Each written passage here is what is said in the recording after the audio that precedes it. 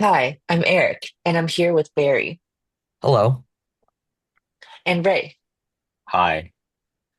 We're recording this as our final assignment for our composition class.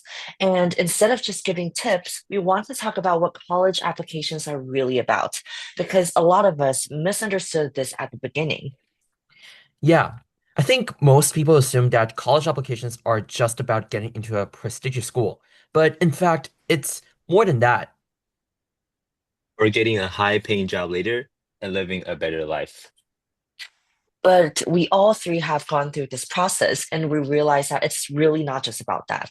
It's more like a final presentation of your junior and high school life.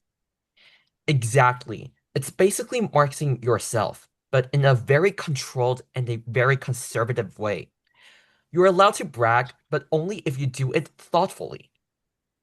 You're not just listing achievements, you're explaining why they matter and who you are because of them. And once I understood that, the whole process made more sense. Like everything from essays to activities, it's just about evidence supporting one story, who you are and how you grew. And that's why timing matters so much. The main platform for most people to use for the applications is the Common App, which usually opens around August. But realistically, the work starts way earlier than that. Yeah, brainstorming should start in the summer, drafting in early fall, and revising through October and November.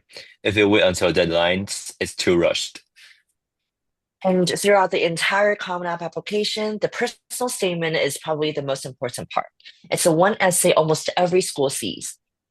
And what helped me was realizing that the personal statement isn't just a resume. It's not about cramming accomplishments into the personal statement. It's about reflections. Admission officers wanted you to know how you think, how you respond to challenges, and what you value. There are a total of seven prompts, and they're all flexible prompts according to your story. There are essays about background or identity, about challenge, about intellectual curiosity, and there are also moments of growth. But honestly, as long as you have a story, it can fit into any prompt. And you can answer almost any prompt with the same story if the reflection is strong enough. The key question is always, what does this essay reveal about you that grades can't? And then after that, there are supplemental essays, which are honestly where me and a lot of people struggled. Supplemental essays range from a variety of topics. There are school-specific ones. You'll see prompts like why the school, why this major, or even short community essays or diversity questions. Reading examples helps a lot. Websites like College Essay Guide and platforms like Classify give you a sense of what works, but they're just references, not templates. One of my biggest mistakes was trying to reuse the same essay everywhere. For example, writing for NYU should not be the same as writing for Northwestern. Also, formatting matters more than people think.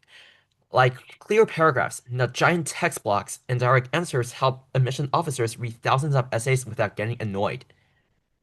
Awards and honors are another component people overthink. You don't need international medals to be competitive. So, for example, in economics, competitions like the National Economics Challenge or research projects through local universities are great, but so are online certifications or independent research. For biology, things like science fairs, research internships, or even completing verified courses through platforms like Coursera or EDX can count. And awards don't have to be international. Regional, national, or school level recognition also shows your commitment. Extracurricular activities matter just as much as those honors.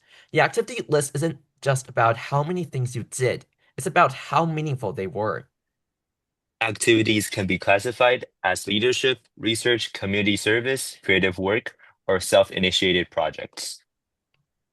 What really works are activities with depth. Long term involvement, growth, and impact matter way more than random club memberships. So, creating a project can be simple.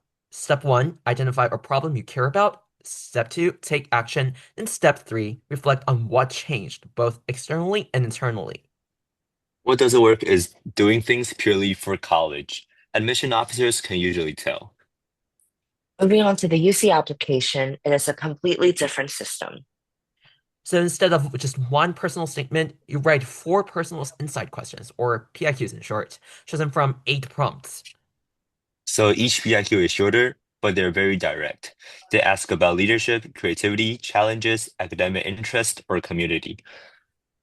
The UCPIQs are less about storytelling and more about clarity. You need to be very straightforward and specific.